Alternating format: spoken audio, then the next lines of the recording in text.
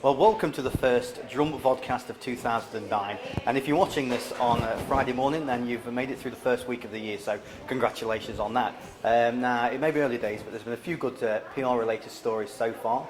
Over in Liverpool, Dougal Paver-Smith, they're looking to launch into Manchester through the takeover of Stripe Communications, which was headed up by Denise Fullen, so we'd like to wish them all the best on that move. Meanwhile, down in Birmingham, Seal PR has recently picked up the Michelin Tyres account, which will see them handling PR for consumer and trade right across the UK and Ireland, so that's another great win for those. Meanwhile, in Scotland, on the digital front, the Glasgow Commonwealth Organising Committee for the 2014 Games are now looking for a new digital agency, and they're looking for help to redesign and develop their website in the run-up to the 2014 Games, so there's a nice piece of business to be had by somebody there.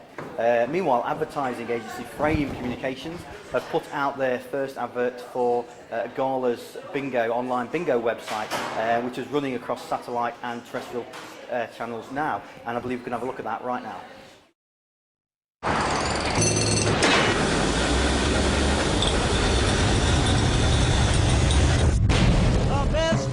Oh, see? Looks like we hit the broadband again. But you can get them to the look at this. Over £80 million is won every month at galabingo.com by more than 400,000 winners.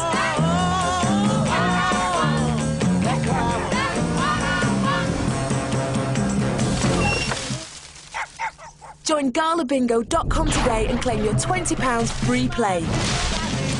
Nobody splashes the cash like galabingo.com. There we go, so that's the new work for Gala Bingo, and I can confirm that I've actually won £300 on Gala Bingo, so I would advise you to jump on there, although the money didn't fly out the computer screen as it did in the advert, but trust me, it does work. Anyway, here at the Drum, we're busy working on the second issue of 2009, which will be hitting your desks next Friday.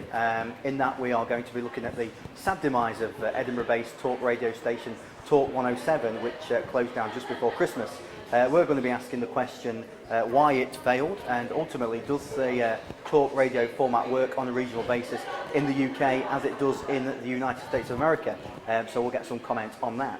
We're also going to be getting to know the new names at Love, the agency which has been in the news quite a lot just before Christmas. But Richard Hall and Chris Conlon are now taking that agency forward, so we're going to meet those and get to know how they plan to take the agency forward.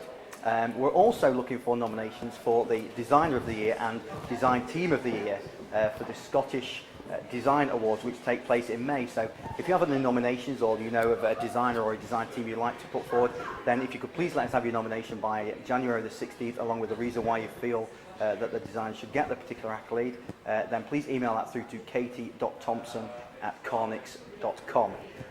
Now, 2009 is a year I think many people have been dreading.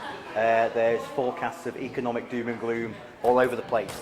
Now, just before Christmas, I was fortunate enough to catch the jet-setting founder of Elmwood Design, Jonathan Sands, who was in Edinburgh. I caught up with Jonathan, just had a quick chat with him to get his thoughts on how he is going to be tackling the economic downturn or the recession in 2009. Here's what Jonathan had to say. We're at Elmwood Studios here in Edinburgh. I'm delighted to have Jonathan Sands of Elmwood here with me to talk about his kind of strategy for seeing through the recession, or the downturn as we kind of call it. So Jonathan, what are your kind of thoughts and views on the recession at the moment, and how you plan to take Elmwood through that? Well, I think there are two or three things which are fundamental truths for everybody. I think the first thing you have to do is communicate to everybody in your organisation that this isn't just for a few months, this is going to be for a few years. And as my sort of business hero Archie Norman said recently in the press, he said that once you've communicated that this is for the long haul, you can then get on and enjoy it. And I know that sounds a little bit, what's the right word? It sounds as though, you know, he's a masochist or something, that he enjoys recession, but actually that's true. You know, you can't just sort of use it as an excuse to die and think, well, I'm going to use a recession as an excuse for failure. You've actually got to get out there and be a winner. And actually, I've been studying the Great Depression and what happened during the 1930s. In fact, in January of this year, I was giving a talk in Australia, and I called the talk "The Crash and the Klondike Kid." Now, the Klondike Kid was actually Mickey Mouse, and Mickey Mouse was born at the tipping point of the recession in 1928, and of course he's still with us today. And actually, in the Depression, I think Scotch tape was born, the helicopter was born, FM radio. There were lots of amazing innovations which changed industries, and I absolutely believe that the next few years will be the mother of invention. So I think you have to have the right attitude to enjoy it and think, well, how I'm going to think my way through this, because there's no doubt businesses will go bust, there's no doubt that budgets will get cut, so you just have to operate in a new world. And I absolutely believe that we can't compete on price anymore.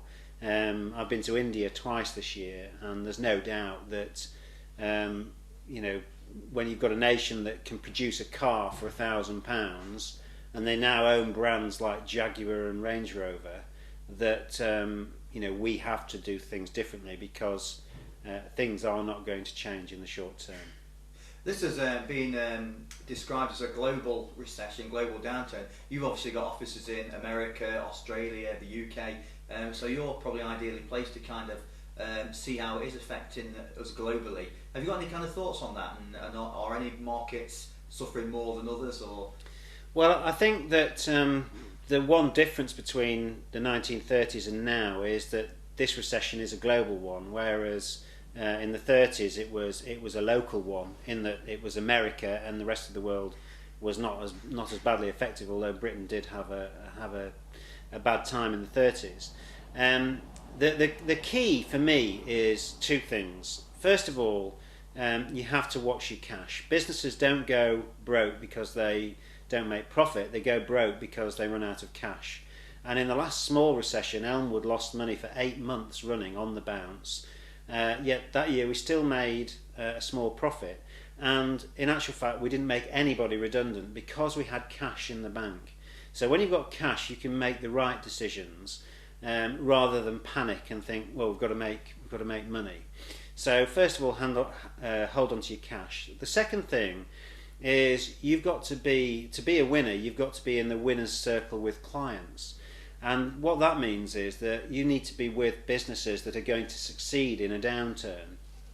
And that is not always easy to spot, but if you really understand consumer insights, then you can pick winning clients. So the frozen food industry right now is doing well. Why is it doing well? It's because people can't afford waste. So people are buying less fresh food because they have to throw it away, and they're buying more frozen food because it keeps, so they're making their budget go further. The DVD industry is doing quite well at the moment because people can't afford to go out to the cinema, but they can afford to get a Domino's pizza in and watch a DVD at home, still have the entertainment and a good night, but they have a good night in rather than a good night out. So those sorts of businesses actually do really well in recession. And it's also about following markets. So right now I'm really interested in Dubai and the Middle East, because that's a market that's still booming and largely cash rich. So you know, not as affected by the banking crisis that we've had over the last year. So the Middle East is an interesting market for us. So I think it is about keeping hold of your cash, but also following winners into markets where they're actually going to benefit from this recession.